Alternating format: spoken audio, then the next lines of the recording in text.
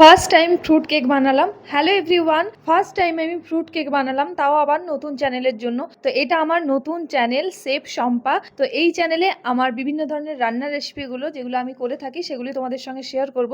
আর দেখো কেক বানানোর জন্য মানে ফ্রুট কেক বানানোর জন্য কি কি নিয়েছি সেগুলো তোমাদের সঙ্গে শেয়ার করলাম। আর আমি কিন্তু কিশমিশ খেতে খুব পছন্দ করি, সেই জন্য কেক বানানোর সময় কয়েকটা কিশমিশও খেয়ে নিলাম। তো আজকে কিন্তু 4th ডিসেম্বর, সামনেই কিন্তু 25শে ডিসেম্বর আসছে, তাই 25শে ডিসেম্বরের কথা মাথায় রেখে কেকটা বানাতে শুরু করলাম। তো কেক বানানোর জন্য কি কি নিয়েছি সেটাও তোমাদের সঙ্গে শেয়ার করে দিচ্ছি। টুটি ফুটি নিয়েছি, চাল কুমড়োর কিশমিশ নিয়েছি 5টা ডিম, আমন্ড, পায়েসে দেওয়া কিশমিশ আর কলা। কলাটাকে তো আমি প্রথমে হাতে ম্যাশ করার চেষ্টা করছিলাম, সেটা না পেরে আমি মিক্সিতে দিয়ে দিয়েছি। আর তারপর দেখো এরকম একটা ব্যাটার রেডি হয়ে গেছে। এর মধ্যে কিন্তু এখন আমি 500 গ্রাম মতো ময়দা দিয়ে দিচ্ছি, আর তারপর ভালোভাবে এটাকে মিশিয়ে নেব। এরপর ব্যাটারটা রেডি করার জন্য আমি কিন্তু প্রয়োজন মতো দুধ অ্যাড করেছিলাম, তারপর ভালোভাবে ব্যাটারটাকে রেডি করে নিলাম।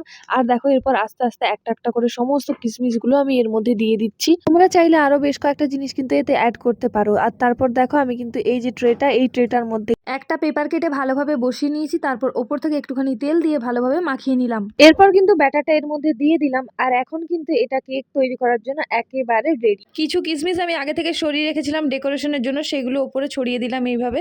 তারপর ট্রেটা কিন্তু আমি ভাটির মধ্যে দিয়েছিলাম, আর 10 থেকে 15 মিনিট পর আমার ফ্রুট কেক কিন্তু রেডি। কেকের মিস্ত্রি কিন্তু দেখে রীতিমতো অবাক হয়ে গেছে যে কেকটা এত সুন্দর হয়েছে। আর ফার্স্ট টাইম আমার নিজের হাতে বানানো কেক দেখে আই এম তো অবাক।